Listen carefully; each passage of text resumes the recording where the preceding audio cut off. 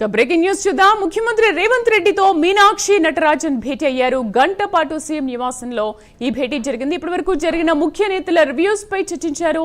రాష్ట్రంలో పార్టీ పరంగా తాజా పరిస్థితులపై చర్చించారు. సీఎంతో భేటీ తర్వాత తిరిగి ఎమ్మెల్యే క్వార్టర్స్ కు మీనాక్షి నటరాజన్ చేరుకున్నారు. సాయంత్రం కరీంనగర్ ముఖ్య నేతల భేటీ తర్వాత భోపాల్ కు వెళ్లనున్నారు. మా కరెస్పాండెంట్ అజీం పూర్తి సమాచారాన్ని లైవ్ లో అందిస్తారు. అజీం,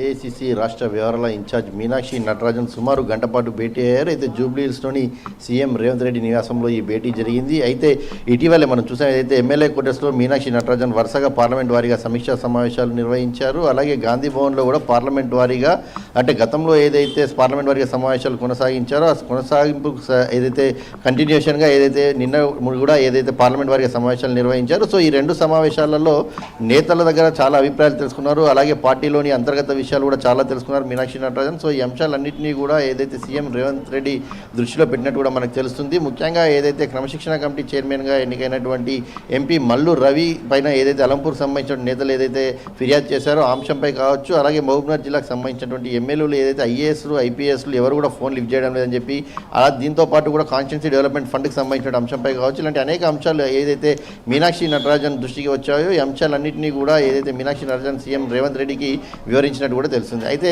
ఈరోజు ఉదయం కూడా గాంధీ భవన్లో అటు నల్గొండ అలాగే భువనగిరి పార్లమెంట్లకు సంబంధించిన సమావేశం ఉండే, కానీ ఈరోజు ఏదైతే యాదాద్రి జిల్లాకి ఏదైతే సీఎం రేవంత్ రెడ్డి పర్యటన ఉంది, సో అక్కడ పలు శంకుస్థాపన కార్యక్రమాలు ఉన్నాయి. సో ఈ నేపథ్యంలో అటు నల్గొండ కావచ్చు భువనగిరి పార్లమెంట్లకు సంబంధించిన సమావేశాన్ని వాయిదా వేశారు. సో ఇదే సమయంలో మీనాక్షి నటరాజన్ ఏదైతే సీఎం రేవంత్ రెడ్డిని కలిసి ఏదైతే ఈ వరుసగా జరిగినటువంటి 6 రోజుల సమావేశాలకు సంబంధించినటువంటి విషయాలన్నింటినీ కూడా ఏదైతే సీఎం రేవంత్ రెడ్డి దృష్టికి తీసుకెళ్ళడం మనకు తెలుస్తుంది. ఈరోజు సాయంత్రం ఏదైతే కరీంనగర్ పార్లమెంట్ సంబంధించినటువంటి అంశంపై కూడా ఏదైతే గాంధీ భవన్లో రివ్యూ మీటింగ్ ఉంది, ఈ రివ్యూ మీటింగ్కి కూడా ఏదైతే కరీంనగర్ పార్లమెంట్కి సంబంధించినటువంటి కంటెస్టెడ్ ఎంపీ క్యాండిడేట్స్ కావచ్చు, ఎమ్మెల్యేలు కావచ్చు, కార్పొరేషన్ చైర్మన్స్, అలాగే ఆ పరిధిలోని ముఖ్య నాయకులు అందరూ కూడా ఈ సమావేశానికి కూడా హాజరవుతారు. అయితే ప్రత్యేకంగా మీనాక్షి నటరాజన్ పదే కూడా అంతర్గత విషయాలు ఏమైనా ఉంటే చెప్పండి, ఖచ్చితంగా ఆ ఇష్యూస్ని మేము సార్ట్అవుట్ చేస్తామని కూడా నేతలకు చెప్పుకుంటూ వస్తున్నారు. నేతలు కూడా వారి మనసులోని మాటలు, అక్కడ నేతల మధ్యలో విభేదాలు కావచ్చు, ఇతరులతో ఉన్నటువంటి ఇబ్బందులు కావచ్చు, అన్ని విషయాలను కూడా చాలా స్పష్టంగా చెప్తున్నారు. అయితే మీనాక్షి నటరాజన్ ఇవన్నీ విన్న తర్వాత కూడా ఏదైతే రానున్నటువంటి గ్రామ పంచాయతీ ఎన్నికల్లో పార్టీ బలోపేతంగా ఉండాలి కాబట్టి ఇవన్నింటినీ పక్కన పెట్టి ముందైతే పార్టీ కోసం కష్టపడి పనిచేయడం చెప్పుకుంటూ కూడా వారు చెప్తున్నారు. అలాగే